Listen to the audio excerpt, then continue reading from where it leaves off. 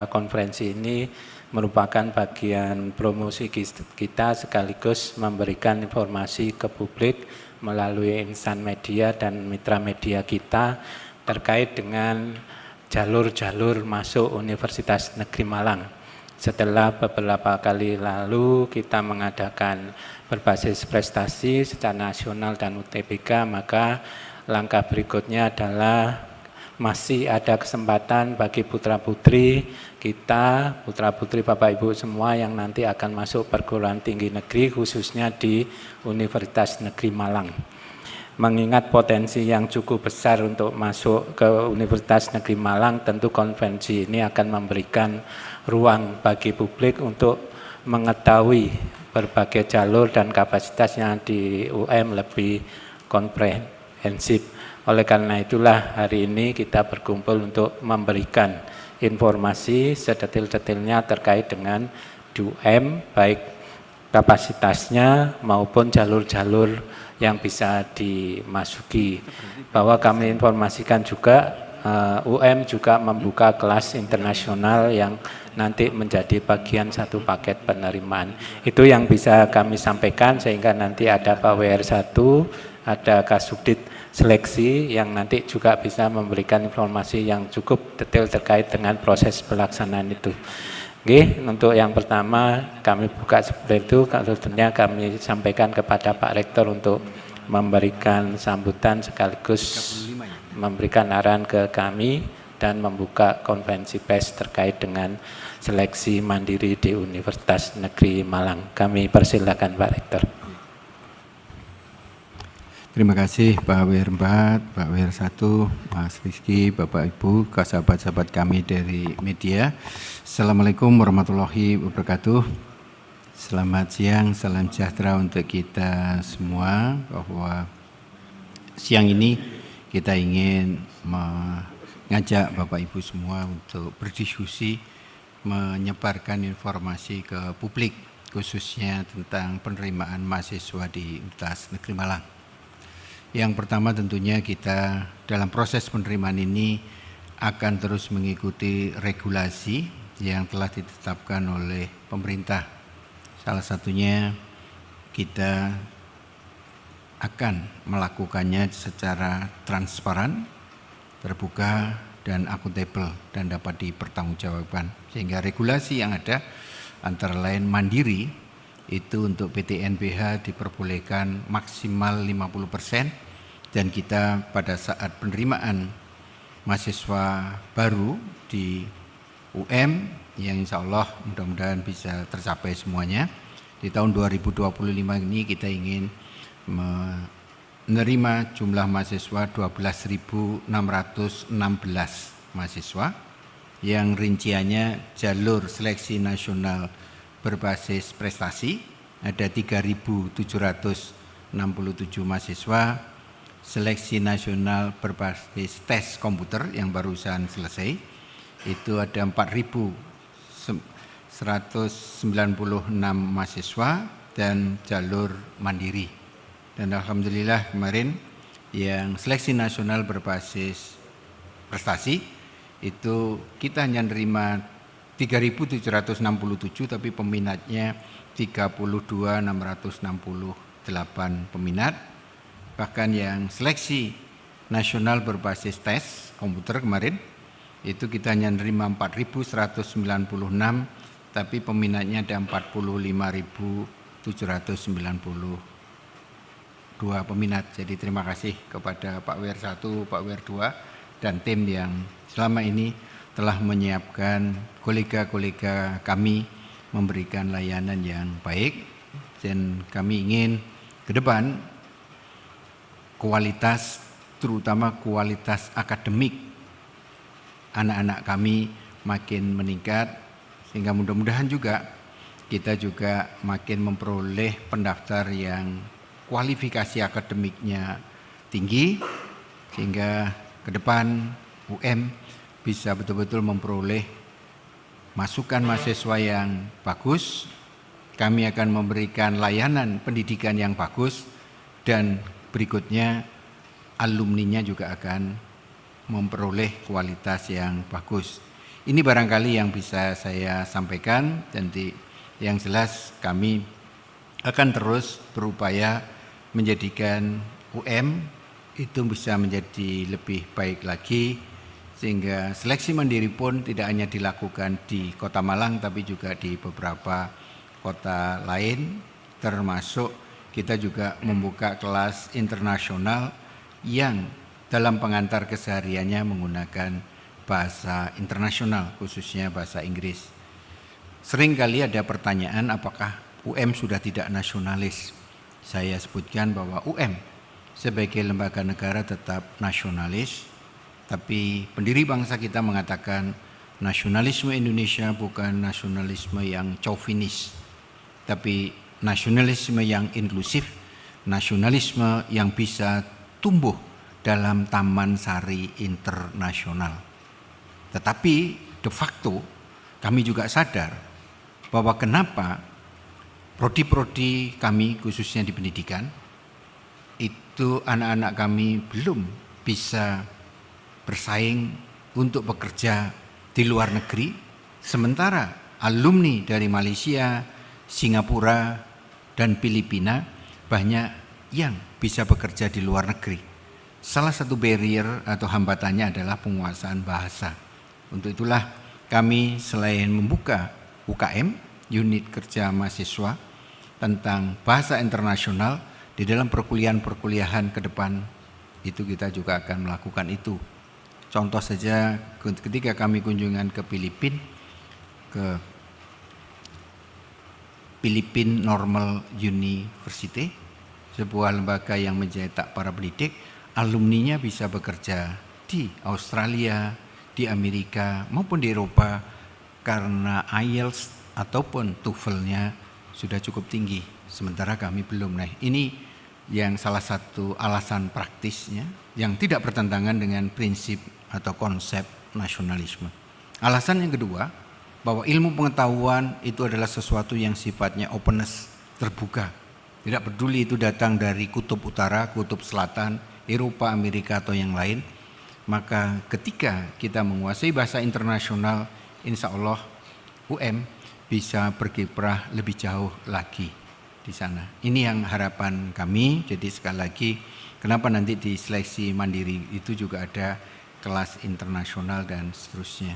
Dan mudah-mudahan melalui kerjasama dengan berbagai pihak kita bisa memperoleh anak-anak atau calon-calon mahasiswa yang lebih baik lagi. Itu barangkali pengantar dari saya. Jadi sekali lagi saya mohon maaf yang sebesar-besarnya karena kebetulan UM secara mendadak menjadi tamu acara Kementerian Sosial, dan sekarang beliaunya sudah hadir sehingga kami mohon izin undur diri. Insya Allah nanti Pak WR1 akan bisa memberikan data lebih lengkap bersama Pak WR4.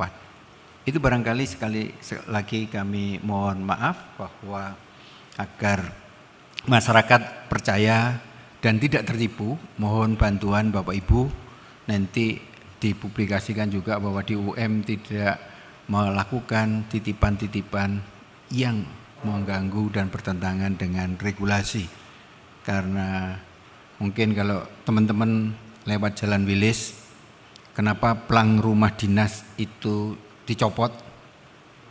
Itu karena ada pengalaman unik ketika saya ke salah satu daerah, itu saya ditanya ketika saya datang ke Kemanten acara pribadi, apakah betul ada temannya Om, nah, dia menyebut nama.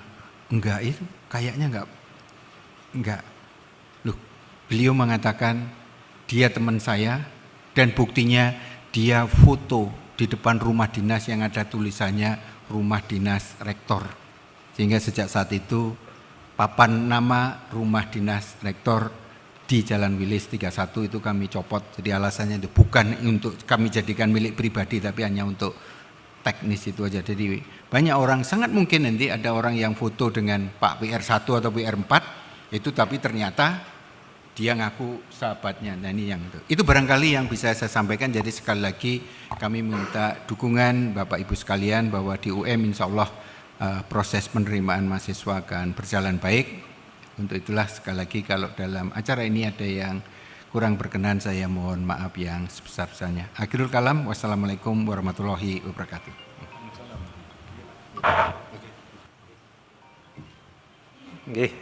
Terima kasih Pak Rektor. Bapak Ibu semuanya, kita bergeser ke acara inti terkait dengan press release seleksi mandiri di Universitas Negeri Malang. Hadir di tengah kita Bapak WR1 dan Mas Rizky yang nanti akan mengupas terkait dengan berbagai seleksi baik yang dilaksanakan di UM maupun yang dilaksanakan di kota-kota besar yang memang kita jadikan tempat untuk tes. Yang pertama kami persilahkan Pak WR1 untuk memberikan ulasan terkait seleksi mandiri yang ada di UM. Assalamualaikum warahmatullahi wabarakatuh. Bapak Ibu yang saya hormati, pertama-tama saya menyampaikan terima kasih yang sebesar-besarnya. Tanpa Bapak Ibu, masyarakat yang bisa tahu dengan UM karena peran Bapak Ibu tidak kecil. Ya, kami besar pasti bersama Bapak dan Ibu semuanya. Ya, lembaga apapun besar pasti bersama Bapak Ibu semuanya. Karena itulah saya tegaskan sekali lagi, UM patut menyampaikan terima kasih yang sebesar-besarnya atas kehadiran Bapak Ibu dan nanti akan membantu kami untuk menyebarluaskan program seleksi mahasiswa baru UM 2025 jalur mandiri. Bapak Ibu ingin memperkuat lagi apa yang sudah diungkap oleh Pak Rektor, sebagaimana menjadi kebijakan beberapa tahun terakhir ini bahwa ada 3 jalur seleksi mahasiswa baru. Ada 3 jalur. Yang pertama adalah jalur prestasi yang seringkali disebut dengan SNBP, Seleksi Nasional Berbasis Prestasi. Jalur kedua adalah Seleksi Nasional Berbasis Tes, SNBT, atau sering disebut dengan UTBK. Ya, SNBT sering disebut dengan UTBK. Terus yang ketiga adalah jalur mandiri. Untuk 2 jalur pertama itu semuanya dikelola oleh kementerian. Ya, kami sebagai kepanjangan tangan dari panitia nasional untuk yang jalur berbasis prestasi dan jalur berbasis tes.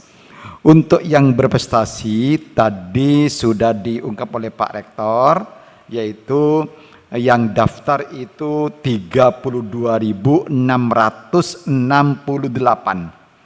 32.668. Nah, yang kami terima adalah 3.767. 3.767, dan ini termasuk ranking ketiga nasional. Ya, ranking ketiga nasional. Ya, yang terbanyak adalah UNESA, terus yang kedua adalah IPB, terus ketiga langsung UM. Ya, alhamdulillah, mudah-mudahan mereka itu betul-betul betul-betul nanti juga berprestasi pada waktu mereka mengikuti kuliah di UM ini. Untuk yang SNBT, tes ini yang sudah berlangsung beberapa hari yang lalu, dan Bapak Ibu sudah juga mendampingi kami melakukan monitoring ke ruang-ruang UTBK kami. Ya, alhamdulillah yang daftar luar biasa 45.792. 45.792, dan yang kami terima nanti itu daya tampungnya adalah 4.196. Insya Allah pleno nasionalnya akan diselenggarakan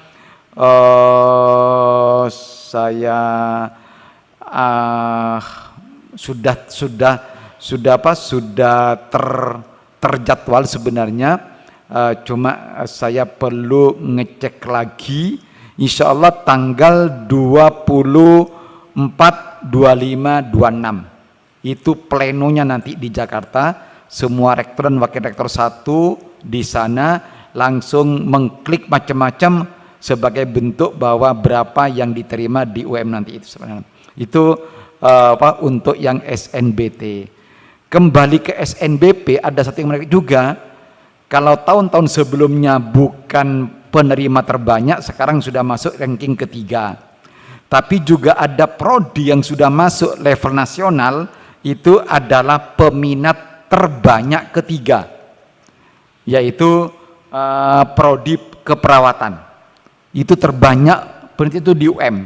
Ya, akhirnya sudah mulai masuk ke perhitungan atau radar nasional, karena begini, setiap pleno panitia pusat ya itu pasti menjelaskan 20 terbanyak, 20 terbaik, 20 macam-macam lah seperti itu.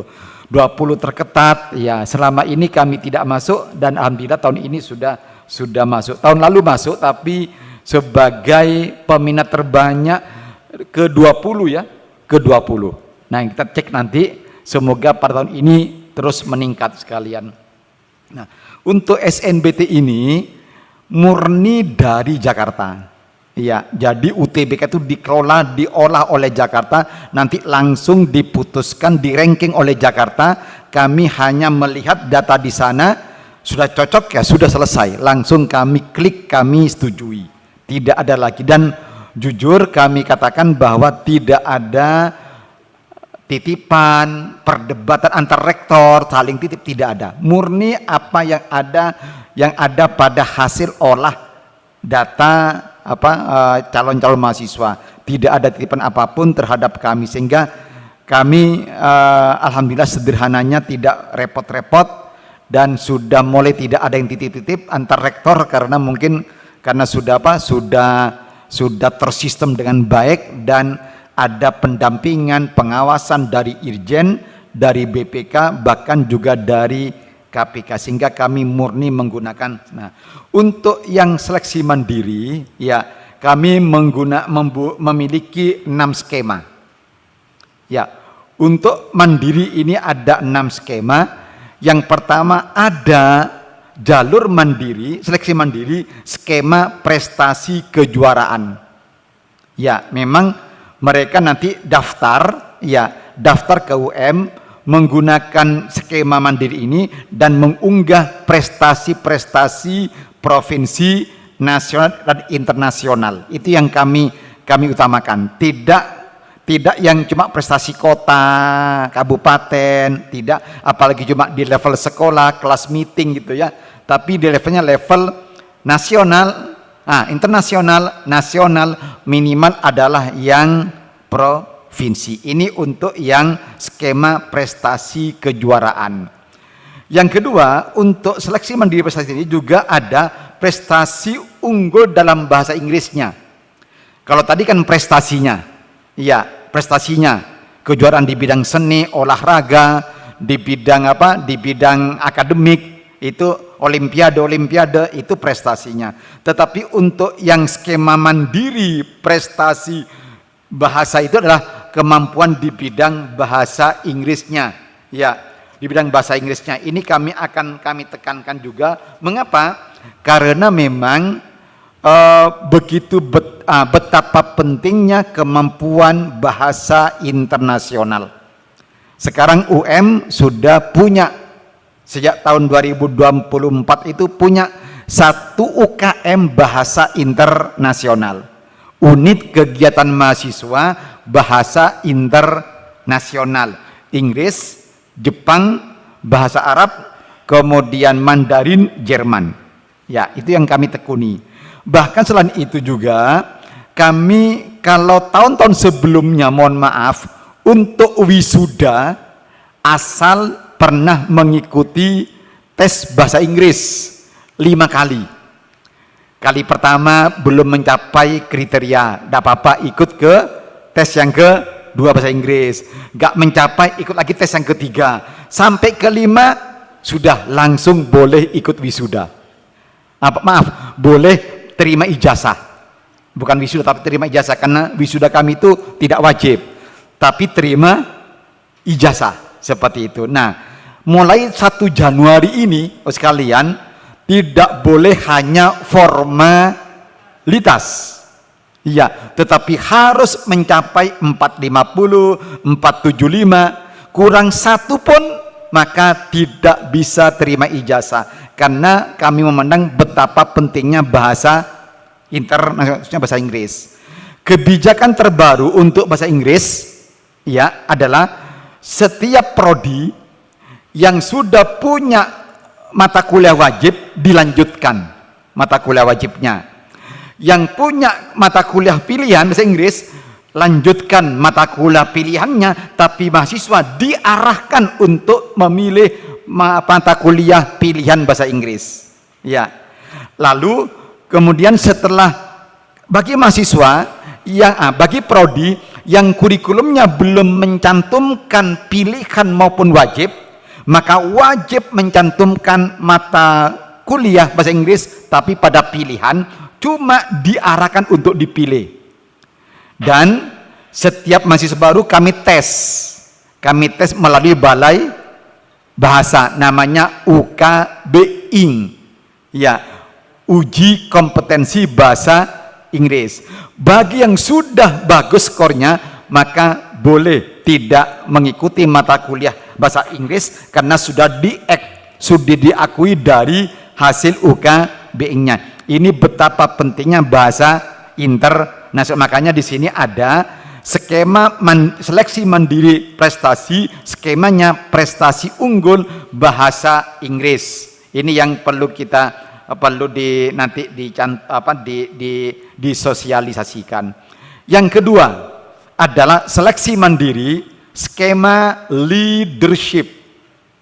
Jadi mahasiswa SMA yang memiliki sertifikat atau SK sebagai ketua, wakil ketua pada organisasi ya pramuka, OSIS, ini menjadi menjadi pintu masuk untuk bisa masuk ke seleksi mandiri jalur atau skema leadership, termasuk menjadi perwakilan ya atau pengurus paskibraka minimal tingkat kota. Setiap Agustus kan ada paskibraka itu kan seleksi kan ketat itu. Dari SMA ketat, maka yang masuk ke kota ya itu berarti sudah punya tiket untuk bisa mengikuti seleksi mandiri, jalurnya jalur leadership alias kepemimpinan di sekolahnya masing-masing. Yang ketiga, ada seleksi mandiri skor UTBK. Artinya, sekalian, anak-anak mahasiswa atau siswa SMA yang ikut UTBK kali ini dan ternyata gak lolos di UTBK-nya, ya mereka bisa mengikuti seleksi mandiri, skornya akan menggunakan skor UTBK. Ya, jadi masih punya peluang. Ya, misalnya mohon maaf, semoga baik kata-kata gagal. Kalau gagal di UTBK nasional, maka bisa daftar ke UM, ya jalur mandiri, tapi skemanya skema skor UTBK. Itu yang ketiga. Yang keempat, ada seleksi mandiri jalur tes sendiri oleh UM. Jadi UM mengembangkan instrumen tes ya yang disebut dengan TMBK, yaitu tes masuk berbasis komputer, dilaksanakan di beberapa wilayah. Tentu utamanya di mana? Di Malang. Tentu pasti di Malang paling banyak. Tetapi Pak Rizky ini selaku Kasubdit seleksi sejak tahun lalu 24 itu mencoba 23 mencoba mendekati anak-anak. Ya, anak-anak tidak harus ke mana? Ke Malang, ke UM. Makanya kami membuat menunjuk Jakarta tahun ini ya, Jakarta, Medan, Balikpapan, Lombok, dan di UM sendiri. Artinya kalau ada anak SMA ya yang akan daftar ke UM pakai jalur mandiri skema TMBK, ini orang Tangerang, orang Jakarta, orang Banten, orang Bandung, ya gak usah jauh-jauh. Daftarnya secara online ke UM, ya, tetapi tesnya di Jakarta. Dan ini responnya banyak. Ya, responnya bagus. Iya, responnya bagus. Anak-anak kita yang dari Bengkulu, ya, dari Riau, ya, misalnya, atau Medan sendiri, cukup di Medan. Ya, daftarnya ke UM, skema jalur mandiri, skema TMBK, tapi tesnya gak perlu Riau ke Jakarta, Jakarta ke Malang. Hemat ini, hemat energi. Iya, yang Bengkulu ndak usah, langsung ke mana, ke Medan. Iya, apalagi Riau naik bus 1 malam, ya, maghrib berangkat sampainya besok subuh. Karena saya pernah menjadi penjelajah di sana, karena saya pernah direkrut oleh World Bank untuk menjadi koordinator proyek pendidikan dasar, dipinjam dari UM lah ya, dipinjam, dikaryakan ya, sehingga waktu itu banyak yang waktu itu musimnya kebakaran asap itu, sehingga pesawat tidak jalan sekian bulan itu. Akhirnya kami naik bus malam dari Riau maghrib, besok subuh sudah di mana, di Medan. Itu bisa terus seperti itu. Nah, untuk daerah Balikpapan, ya, Kutai Timur, Bontang, Balikpapan sendiri, ya, bisa langsung ke mana, ke Balikpapan ikut tes. Termasuk juga ini baru, ini Lombok ya, NTB kali ini dibuka. Ya, tahun lalu Jakarta, Medan, Balikpapan, UM, sekarang Lombok dibuka untuk Makassar, ya, silakan ke mana, ke UM, tapi tesnya di Lombok. Itu namanya TMBK, tes masuk ya berbasis komputer. Artinya kami yang menyusun sendiri soal-soalnya. Yang kelima adalah seleksi mandiri jalur kemitraan. Ada kemitraan masyarakat umum, ada kemitraan Pemda, yayasan, ya.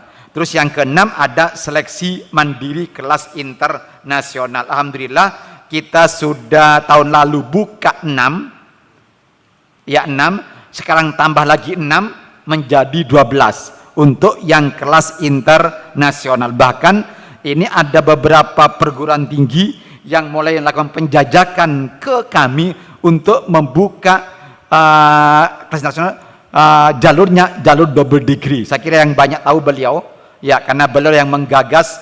Bahkan ini jam 1 ini, ya, ada rapat lagi, ya, menjajaki kerjasama antara UM dengan satu perguruan tinggi di luar negeri untuk mengembangkan kelas internasional double degree sekalian. Ini, nah, lengkapnya bisa kita cek di satu website UM, ya, satu situs UM, yaitu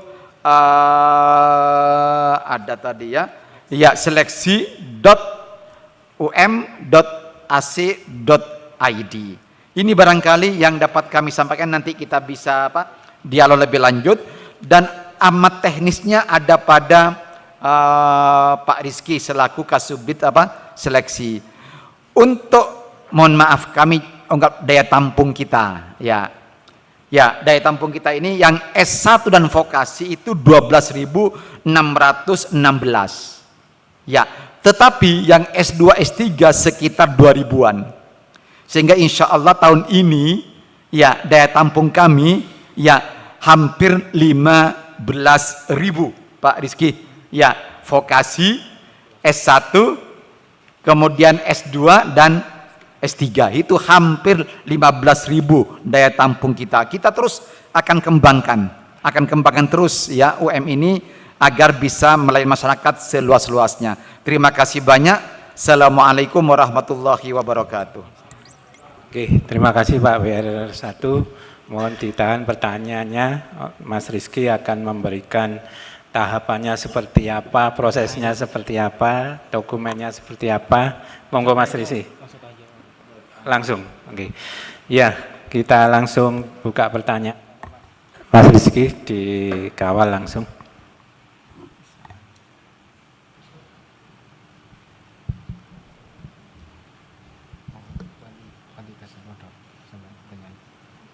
Oke, terima kasih. Saya Radi dari seru.co.id. Tadi kan disebutkan sekitar 12.000 sekian untuk vokasi dan S1 ya. Terus kemudian 2.000-an untuk S2 dan S3.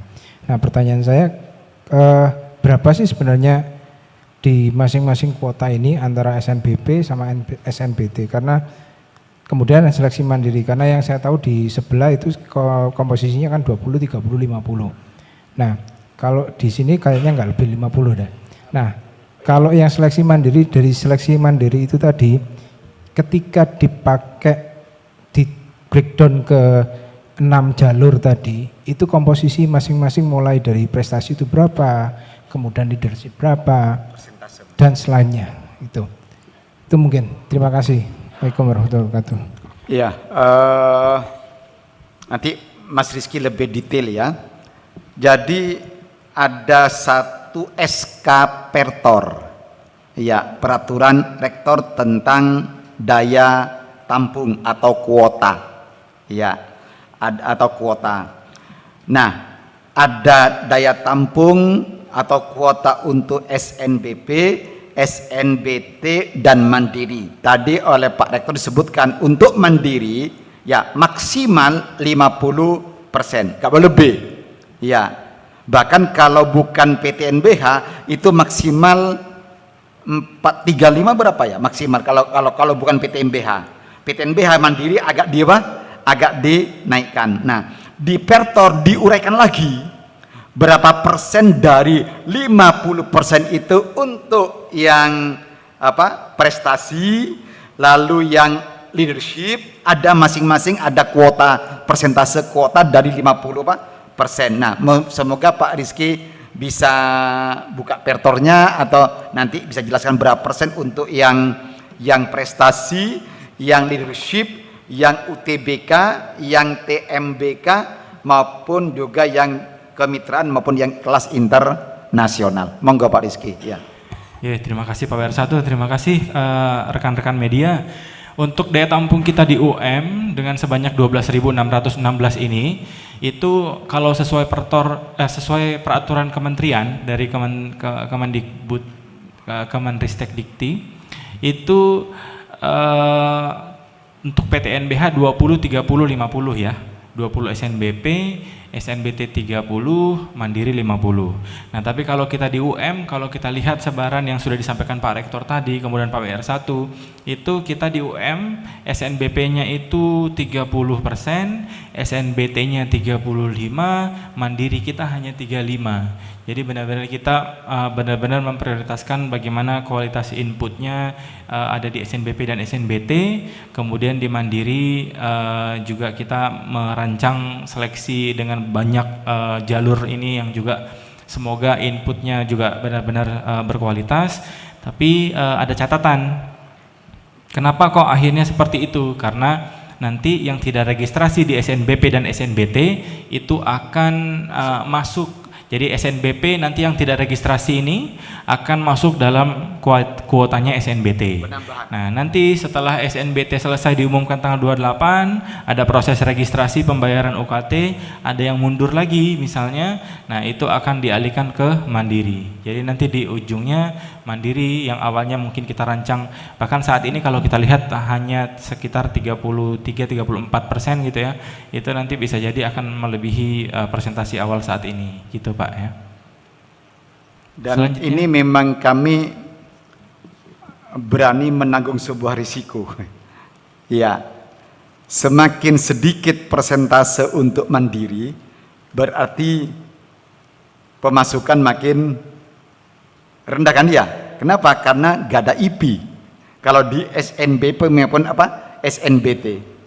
Artinya andai kata nanti ternyata yang SNBP daftar ulang semuanya, Ya, yang SNBT juga daftar semuanya, maka yang mandiri hanya 35%, berarti yang kena IP hanya 35%. Padahal kalau ke 50% kan lebih besar ya. Tapi tadi kami ingin meningkatkan kualitas intake. Ya, asumsinya bahwa SNBT itu kualitasnya lebih bagus. Itu seperti itu asumsinya, karena kami mengejar kualitas. Ya, makasih banyak ya. Ya, selanjutnya tadi yang sampingnya ya. Terima kasih. Assalamualaikum warahmatullahi wabarakatuh. Waalaikumsalam. Saya Hanum dari RRI.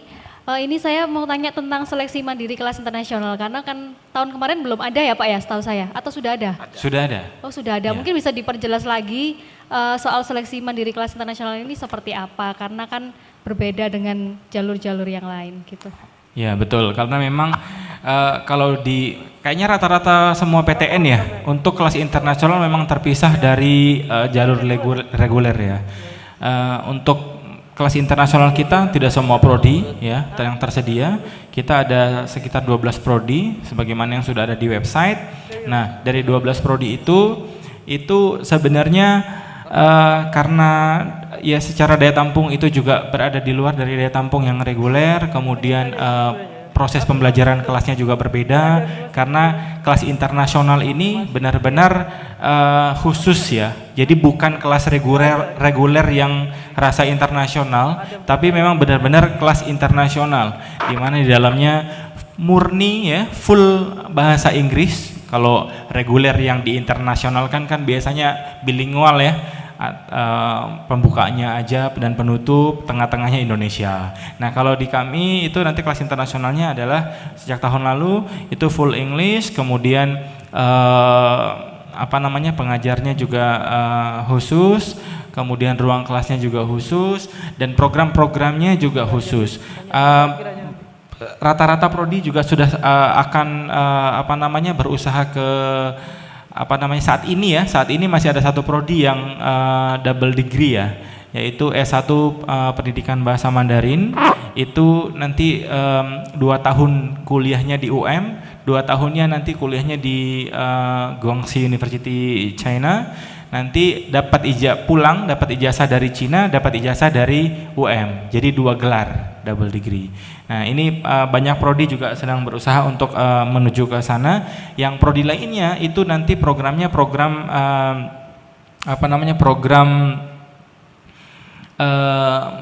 exposure.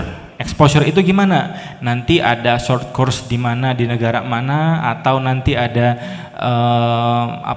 program transfer kredit. Jadi tidak mendapatkan gelar di sana, tapi mereka berkuliah di universitas-universitas mitra gitu.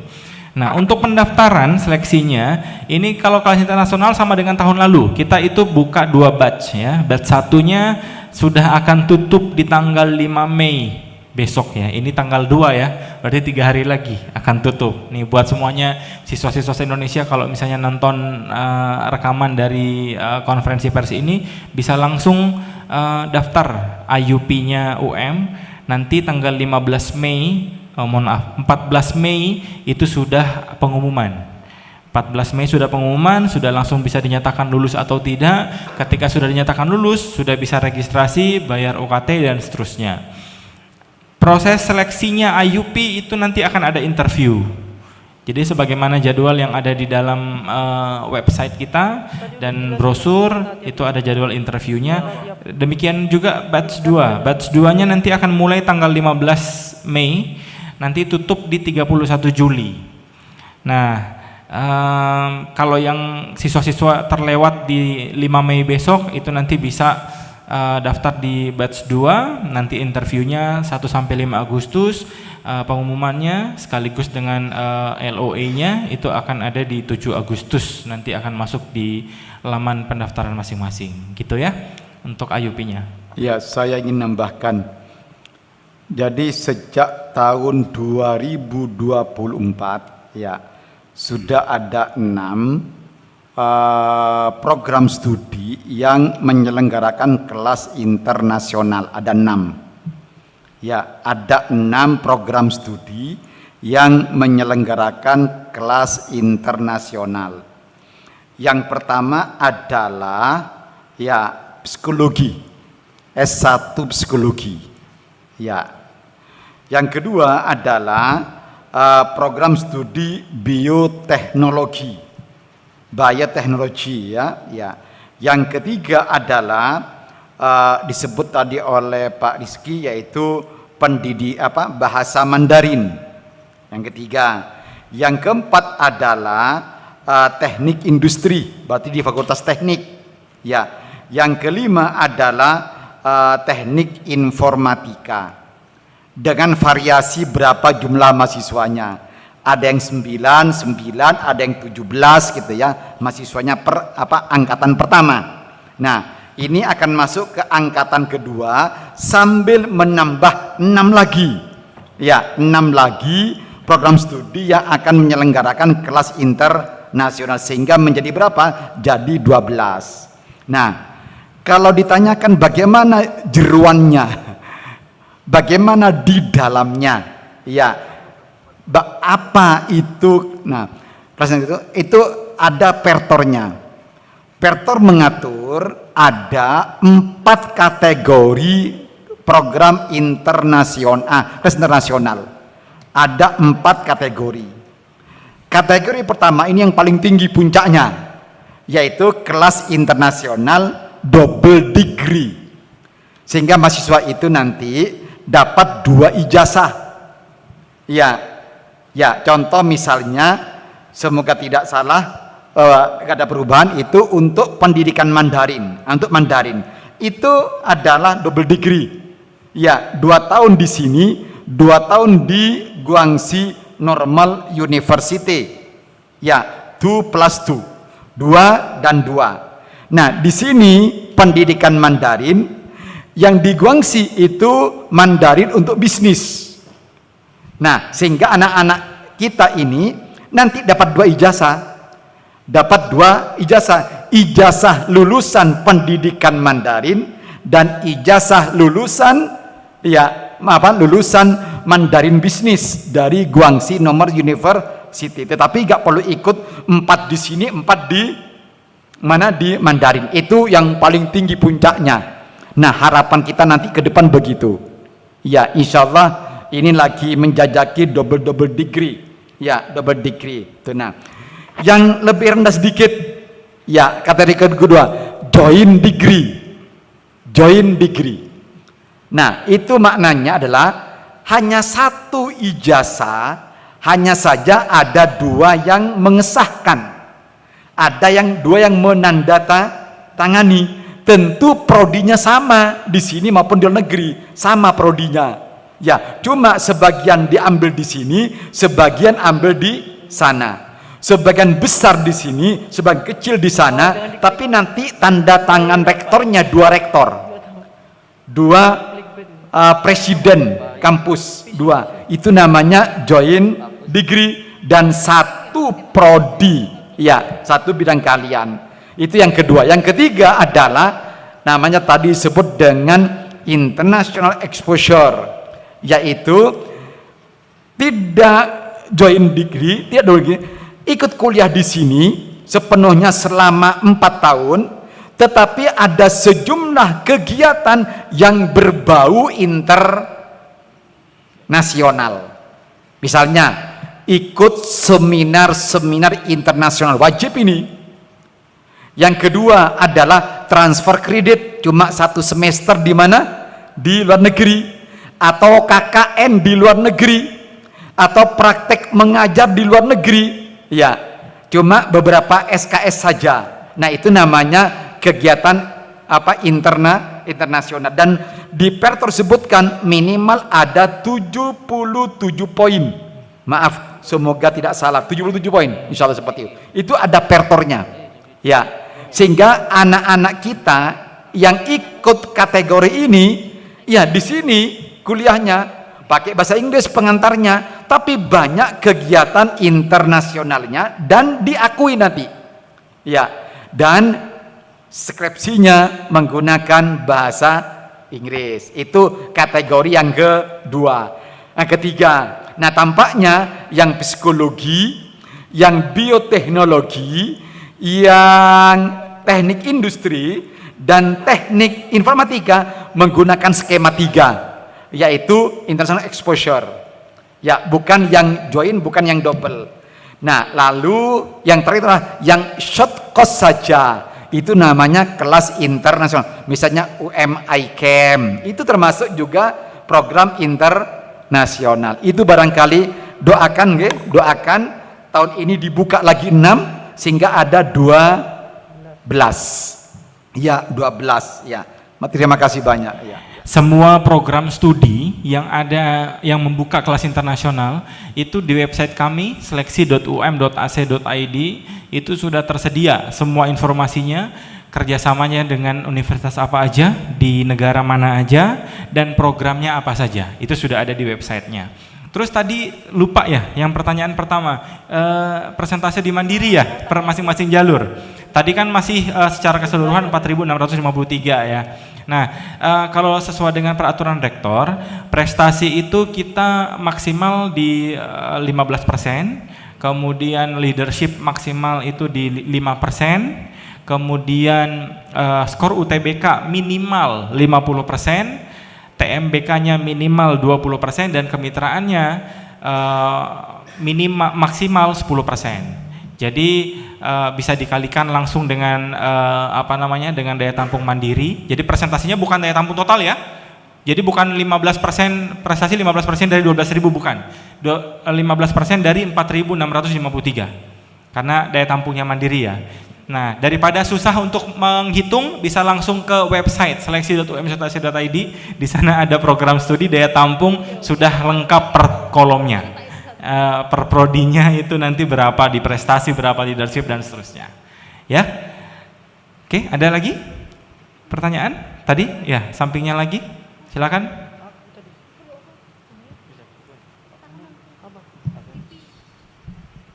Terima kasih. Ini sampingan semua ya, berarti ini kayaknya giliran ya sampai dengan meja terakhir. Ya, silakan. Saya Vicky dari Times Indonesia. Ini Pak, saya yang mau saya tanyakan, ini kan ada 6 jalur di Mandiri. Nah, ini kan tingkat gengsinya kan juga berbeda-beda kalau saya dilihat ini ya. Ini apa nanti ada semacam keistimewaan bagi yang keterima di seleksi mandiri jalur prestasi atau yang jalur leadership? Pengingat kan kalau jalur mandiri kan cenderung biasanya potensi pendapatan UKT-nya lebih tinggi dibanding jalur-jalur yang lainnya itu. Terus kemudian berapa tingkat UKT yang tahun ini diterapkan oleh UM? Itu aja Pak, terima kasih. Ya, kalau bicara ini ya, kita setiap jalur di mandiri ya, itu semua jalur mandiri itu di mana-mana semua PTN pasti akan dikenakan IP, iuran pengembangan institusi ya. Nah, keunggulan dari semua jalur yang ada di UM yang mendapatkan tambahan privilege itu karena setiap jalur itu ada privilege-nya ya. Contoh, prestasi itu privilege untuk siswa yang punya prestasi kejuaraan juara 1, 2, 3 minimal tingkat provinsi atau dia jago bahasa Inggris. Ada 2 skema ya di prestasi. Dia kalau jago bahasa Inggris bisa tembus skor minimal dari salah satu 4 kriteria, IELTS, TOEFL ITP, TOEFL IBT atau Duolingo. Itu dia bisa daftar di jalur mandiri prestasi, itu privilege. Nah, yang kedua leadership, itu privilege untuk ketua-ketua atau wakil ketua dari OSIS, MPK, PMR, Pramuka atau siswa yang menjadi perwakilan atau pengurus paskibraka minimal tingkat kota. Itu kan privilege namanya ya. Nah, di semua jalur yang ada di UM Mandiri itu yang dapat tambahan privilege itu adalah jalur prestasi. Dimana kalau jalur prestasi itu setelah unjuk prestasi, nanti mereka akan unjuk prestasi offline ya, onsite di UM di hadapan juri. Nanti setelah itu baru akan ditentukan, oke, si A dapat beasiswa bebas IP dan UKT 2 semester, Si B dapat beasiswa bebas IP, berarti bayar UKT. Si C dapat beasiswa bebas IP 50%, berarti kalau IP-nya 20 juta, dia cuma bayar 10 juta, terus bayar UKT. Atau si D, dia tidak dapat beasiswa apa-apa, jadi tetap bayar IP full dan bayar UKT. Gitu. Nah, itu privilege tambahan untuk jalur prestasi. Ya. Terus ya. Begini, memang jujur kami berniat, punya mimpi lah ya, mas yang masuk ke UM ini ya dari seluruh Nusantara, jangan hanya, mohon maaf, Madiun, Blitar, Madura, Probolinggo. Makanya kami roadshow ke Balikpapan, ke Aceh, ke Bontang, pokoknya ada ketemu di suatu alumni, ada diundang alumni, langsung saya mampir ke mana? Ke sekolah-sekolah unggul di sana. Agar apa? Agar tahu UM. Harapannya pendaftarnya sudah seluruh Nusantara, itu satu. Yang kedua, dari anak-anak yang kemampuannya tinggi. Ya, yang tinggi. Dari anak-anak yang penuh talenta, prestasi. Syukur-syukur dari anak-anak yang sosial ekonominya tinggi. Kan begitu harapan kami. Saya pernah ungkap waktu-waktu. Nah, tetapi walaupun pengen yang ekonomi tinggi, tidak akan menjadikan ekonomi pertimbangan kelulusan. Tapi paling tidak kami jual kemana-mana, semoga putranya bupati masuk ke sini, putranya wali kota masuk ke sini, itu pertanda sosial ekonominya apa? Tinggi. Tetapi mohon maaf, walaupun putranya wali kota, tidak akan menjadi bahan pertimbangan, tetap akademikly dan prestasi. Ya, prestasi. Ya, tetapi harapannya dia banyak diketahui oleh masyarakat luas. UM ini banyak daftar, akhirnya UTBK-nya bagus dan sebagainya. Itu yang kami harapkan. Sehingga mohon maaf, tidak ada pertimbangan kaitannya dengan kaitannya dengan ke ekonomi orang tua ya. Nah, berapa klasifikasi UKT ya? Kalau UKT di kami di website itu ya Prof ya? Ya. Itu kan tabelnya 1 sampai 7. Sampai 7. Nah, ya. Itu untuk semua jalur berlakunya. Semua jalur, ya oke. Ya. Tertinggi berapa? Terendah berapa? Terendah 500.000. 500.000 ya terendah. Tertinggi beda-beda. Ada Beda-beda yang 5 juta, ya, ada yang 6 itu, juta. Ya. Monggo, nggih. Semoga. Assalamualaikum warahmatullahi wabarakatuh. Mohon izin Prof, saya Imam dari Malang Posko Media. Kini kami ingin bertanya tentang jalur prestasi. Jalur prestasi yang berkaitan dengan skema prestasi kejuaraan. Nah, itu tadi disebutkan level olimpiadenya, level kompetisinya minimal provinsi. Nah, kriteria sertifikatnya itu seperti apa? Apakah khusus sertifikat olimpiade atau kompetisi yang diselenggarakan oleh institusi atau instansi pemerintah, misalnya perguruan tinggi negeri atau pemerintah gitu, atau boleh instansi swasta yang menyelenggarakan lomba itu? Karena di luar yang bertanya banyak Prof. Jadi, anak saya sertifikatnya banyak, tapi cuman beberapa yang boleh didaftarkan gitu ya, dengan alasan-alasan tertentu. Nah, tentang ini UM seperti apa? Yang kedua tentang seleksi mandiri jalur kemitraan, baik yang Pemda maupun yayasan tadi juga belum dijelaskan secara detail oleh Mas Rizky. Terima kasih, demikian Prof. Assalamualaikum warahmatullahi wabarakatuh. Waalaikumsalam warahmatullahi wabarakatuh. Sertifikat prestasi sejak SNBP sampai dengan mandiri itu penilaian prestasi benar-benar dilihat secara satu persatu ya sertifikatnya. Verifikasinya dilihat satu persatu sertifikatnya. Kalau pertanyaannya adalah dari lembaga mana yang bisa diupload, itu pertanyaan itu tidak bisa dijawab. Kenapa? Karena ada lembaga tertentu benar-benar menyelenggarakan kompetisi dengan serius, dengan kredibel, maka akan diakui gitu. Jadi kata kuncinya adalah di lembaga yang kredibel. Kredibelnya dilihat dari mana?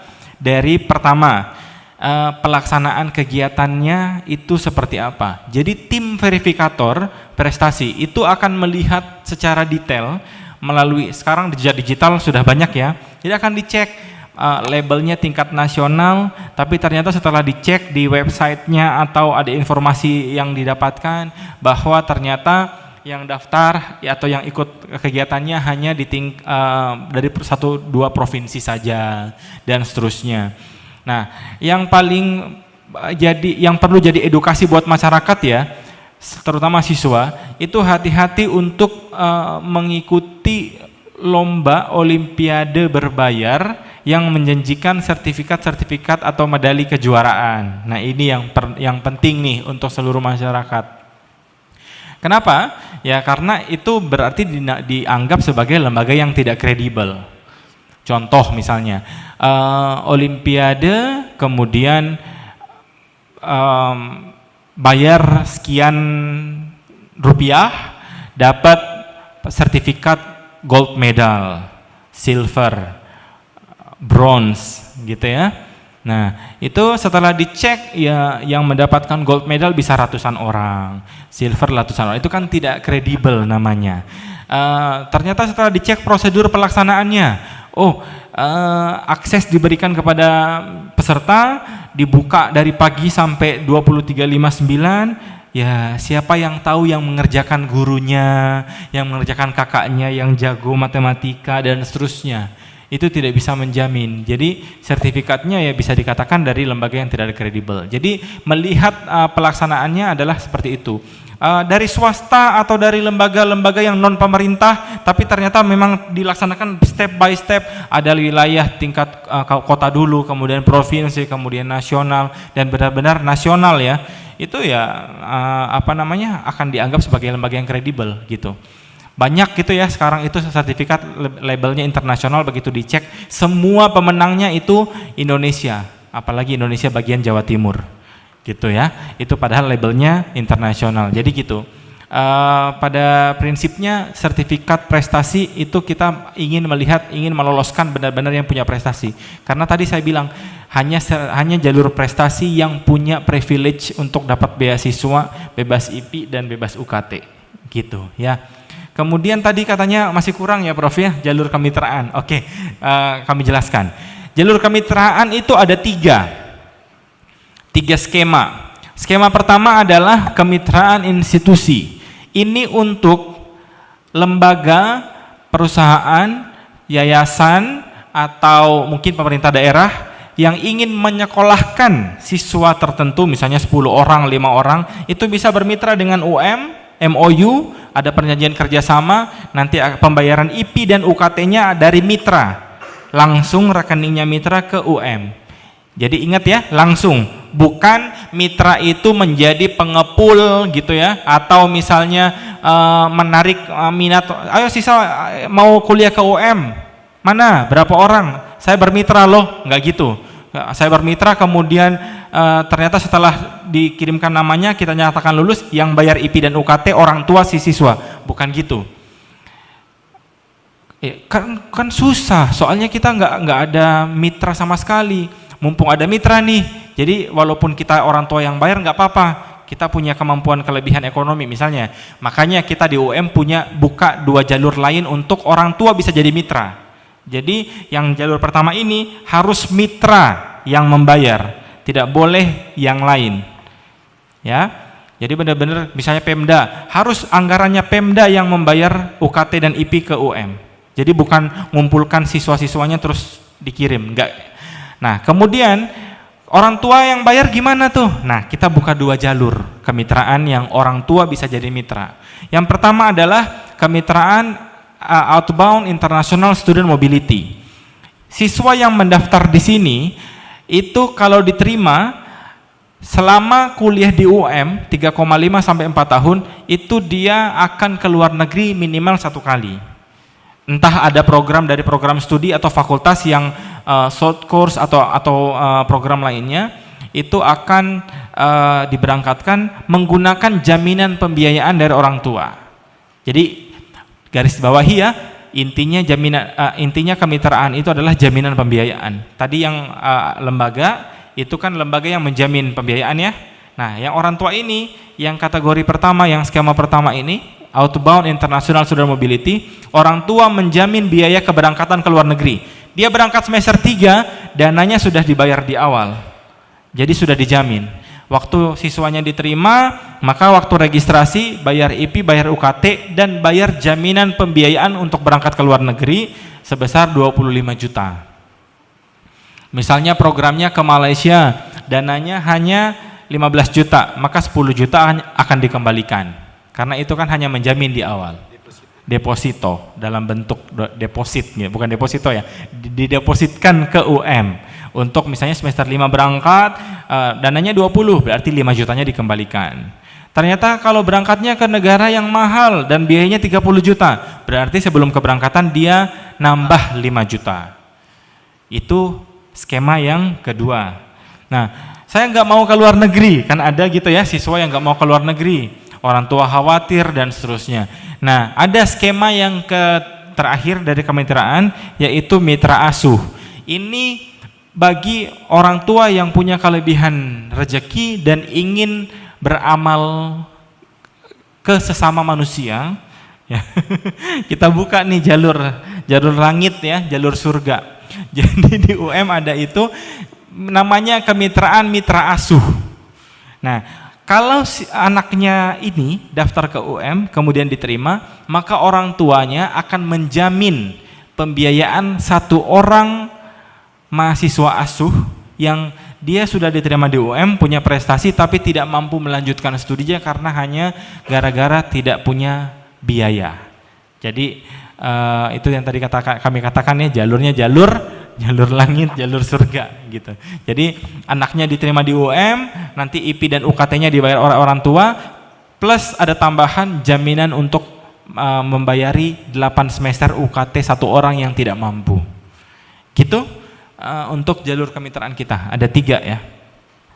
Oke, ada lagi? Oh, ada satu lagi, silakan. Baik, sebelumnya perkenalkan saya Dia dari PS Mahasiswa, ingin bertanya mengenai jalur mandiri di Universitas Negeri Malang. Apakah jalur mandiri di Universitas Negeri Malang dapat menggunakan kartu Indonesia Pintar atau sering disebut dengan KIPK? Terima kasih. Pada dasarnya untuk KIP itu semua jalur. Jadi SNBP, SNBT dan Mandiri. Ya, itu yang perlu di-highlight ya. Pada prinsipnya seluruh jalur.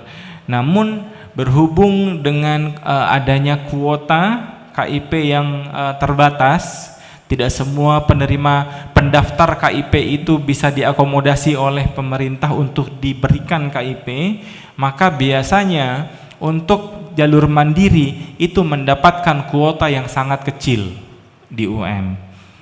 Jadi hitungannya tidak seberapa porsinya sebagaimana besarnya SNBP dan SNBT.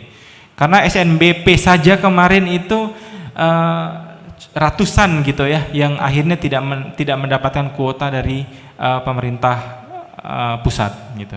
Nah, sehingga untuk apalagi besok nih SNBT diumumkan, ini nanti akan ada ribuan peserta KIP.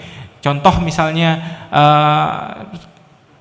seperti tahun kemarin kita kuota KIP-nya 1.500, ternyata SNBT ya yang lulus KIP itu 1.500 juga. Itu hanya SNBT, belum SNBP yang juga ratusan ya. Kalau digabung SNBP sudah lebih dari 2.000. Nah, bisa dibayangkan gitu. Jadi kita kuotanya itu SNBT sudah terambil banyak, sehingga di Mandiri biasanya sangat sedikit kuotanya. Jadi kita benar-benar prioritaskan kepada siswa yang sangat-sangat membutuhkan gitu ya, sangat-sangat tidak mampu gitu. Oke, ada lagi? Cukup ya? Alhamdulillah semua sudah terjelaskan Pak WR1. Ya, terima kasih Bapak Ibu sekalian. Jujur saya sebenarnya jam 2 harus nguji disertasi, tapi tidak apa-apa, saya sudah bilang menyusul saja ke Fakultas Ilmu Pendidikan, ke FIP, mahasiswa saya promotornya ya.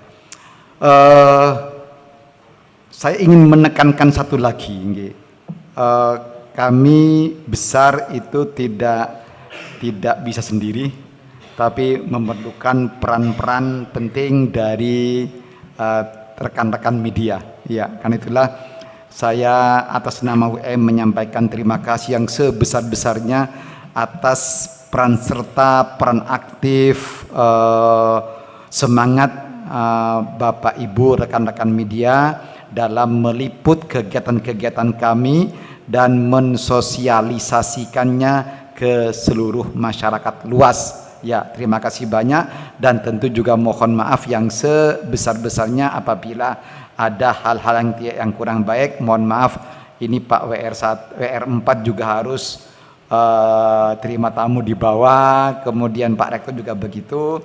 Nah, sehingga saya dengan Pak Rizky lah yang menyampaikan segala sesuatu kaitannya dengan seleksi mandiri UM tahun 2025. Terima kasih, mohon maaf. Dan juga teman-teman Humas ini, teman-teman dari kelompoknya Direktorat DPHK ya, Direktorat Perencanaan, kemudian Pemeringkatan, Branding, Humas, kerjasama. Terima kasih banyak atas inisiasinya ya, sehingga kami bisa bertemu dengan Bapak Ibu rekan-rekan dari mass media. Terima kasih banyak. Assalamualaikum warahmatullahi wabarakatuh. Waalaikumsalam warahmatullahi wabarakatuh. Sebelum kami akhiri, buat seluruh yang menonton konferensi pers hari ini, informasi lengkap tentang seleksi mahasiswa baru di UM bisa diakses di website seleksi.um.ac.id atau di Instagram simaba_UM dan Instagram official Universitas Negeri Malang. Oke, terima kasih. Assalamualaikum warahmatullahi wabarakatuh, dan kami tunggu pendaftarannya.